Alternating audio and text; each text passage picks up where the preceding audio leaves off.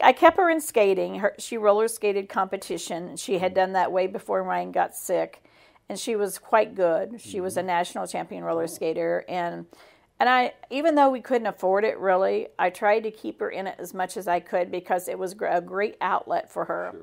And it was great time for me and her because we would go to skating meets, me and her, and it was quality time spent with her. And that was important to me to try to keep her, you know, involved in our lives too, just privately and all by herself. Yeah, well, good.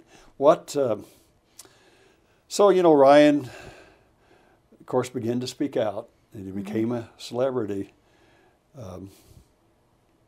Well, how'd that make you feel?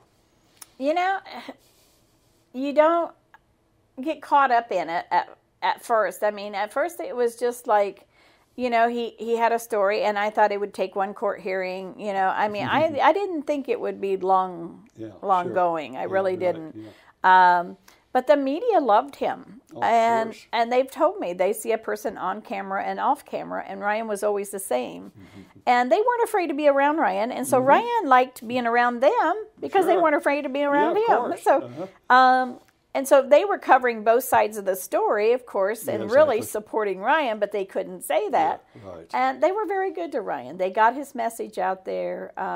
They saw how important it was that he educate people, and so they were always very impressed with Ryan. And so, you know, there were several well-known celebrities that really, you know, got involved with Ryan.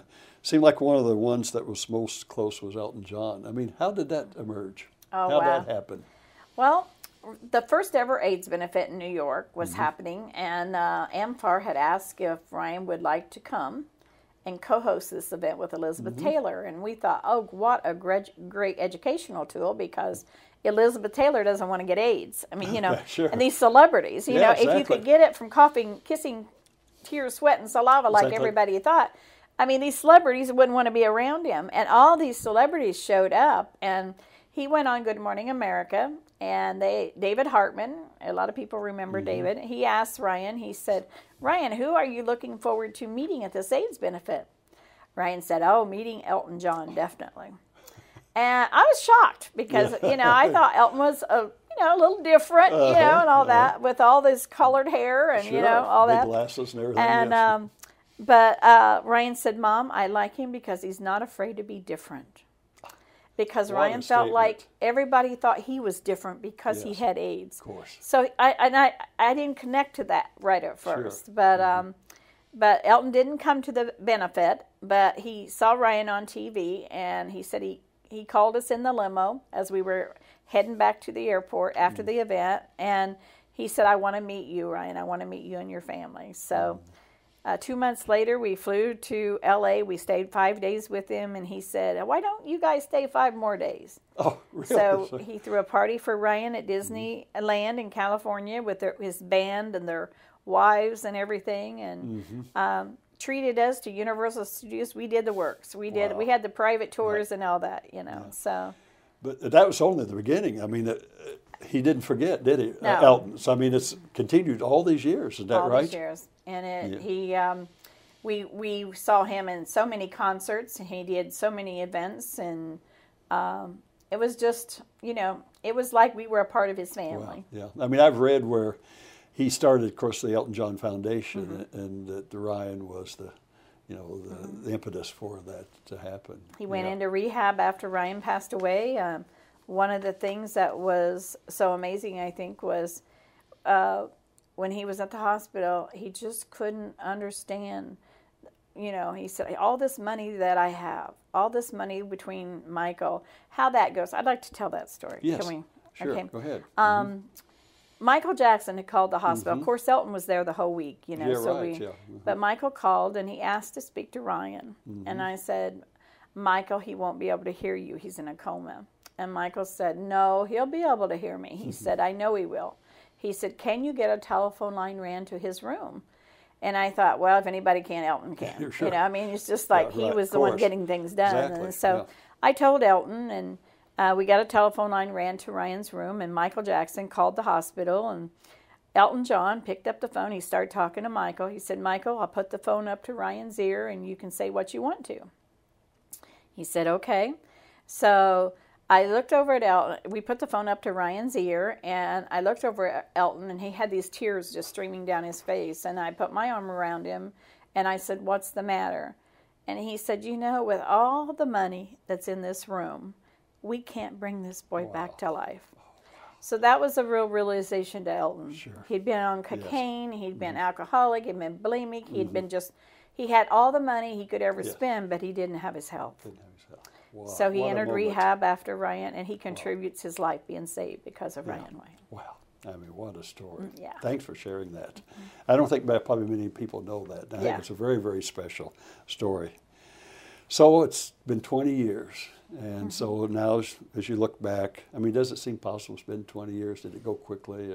I can't believe that, you know, we're still facing this AIDS epidemic, really. I mean, I think when I saw the drugs come about, I thought, oh my gosh, we're onto something. I mean, I wish Ryan could have been here to see those drugs. But, I mean, just about 3 years after, you know, he passes away, then there's all this hope for people living with AIDS. And so that, I think that, I thought there would be a cure. I mean, I thought, you know, they come onto that so fast, it seemed like, and was helping people.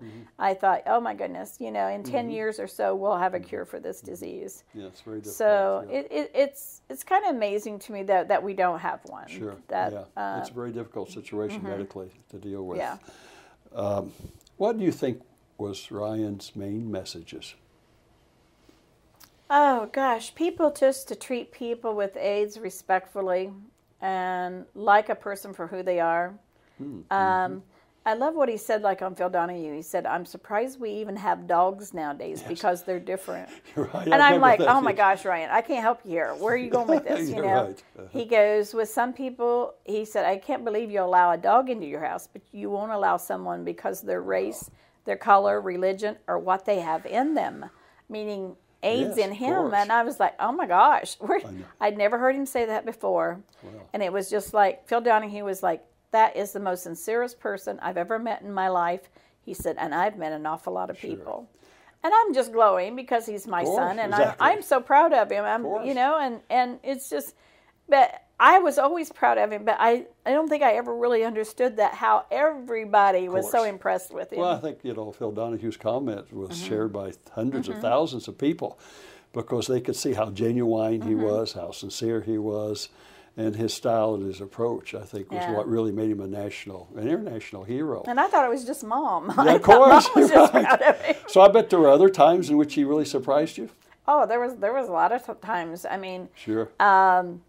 He just seemed to answer everything, and he didn't. It's strange because people will ask you the same question over and over again, and he'd try to find some other way to answer it, you know, so they wouldn't be embarrassed, or, you know, it'd be like, I just answered that, you know, but he would try to answer it differently so they wouldn't feel bad. Sure. So how would you like for people to remember Ryan? You know, that he put a face to a disease, and he helped educate people, and he did it with a smile. You know, I don't think that, you know, there's much else. I mean, I think people could relate to him. For the first time, especially within this disease, people started caring about people with AIDS, and because and they realized this could be anybody. And I think that just to have made that accomplishment, you know, that just for people to look at a disease and say, you know, gosh, you know, I feel compassion for this disease now. Wow. You know, and not many young people could do that. I mean, Ryan obviously was very special, you know, and he had a lot of special traits that, you know, came from his family and came from you, and you know, certainly that's a, you know, a tribute to you. How would you like for people to remember you? You know, just as Ryan's mom would be fine. I don't need a name. You know, you do what you have to do, and sometimes it's not the easy road. Of course. And I just feel like, you know, I've always wanted to be the best mom I could be, and I feel like I've tried to be that best mom. You know, I mean, I've had failures too. I mean, and I've done things that maybe I should have done differently. In this case, you know, our road has been so rocky, so up and down, and I try not to dwell on the being down. I try to, even on this day, after 20 years, I try, people say, you know, oh, how can you do this? How do you not get so upset? And, you know, and I try to remember just the good times. I try to remember his smile. I try to remember his message, and it does get rough. You have highs and lows. Sure. I mean, you know, but most of all, I am just so proud of my son and what he's accomplished. And, you know, to leave a mark on this world as genuinely as he did, Sure. and to accomplish the rights for others, for people living with AIDS, I could not be more proud. Yeah, that's certainly understandable. And I think you characterized it just perfectly, because that's what he did. And he certainly had a presence, and you've been able to carry on that presence. And well, I can thank Senator Kennedy and Hatch for that, because I really didn't think I had it in me. I didn't think I was smart enough. I didn't think, I really felt like I would hurt the cause more than help it. And Senator Kennedy and Hatch both were like so convinced, because the Ryan White Care Act, they had hearings on them, and they said, we really need your voice. And Senator Hatch said, just be a mom, you know. Oh, and sure. because I think I didn't want to appear dumb, you know, or sure. anything. And he said, but being a mom I could do. If I, you know, he told me to be a mom and tell these senators what it was like to watch your son live and die from AIDS. And that I could do, you know. I mean, I lived it. I knew what I went through. Sure. And, you know, the love of my son is just in my heart forever. And everybody told me that it'll get easier, but it doesn't. You learn to live with it, and you learn to live with it because you have to, not because you want to. Yeah, exactly. Well, certainly you were proud of him. Many people certainly around the world are proud of him, but proud of you too, Jeanne. Because I know it's been a difficult situation, but you're a model for all of us, and the courage and strength that you have, and the way that you've dealt with this. And I'm sure it hasn't been easy, but also we know that, you know, you're a shining beacon for what Ryan stood for. And so thanks for sharing your thoughts today. It's great to get to know you better and to have you part of the Rural Center for AIDS STD Prevention. Thank you, Jeanne.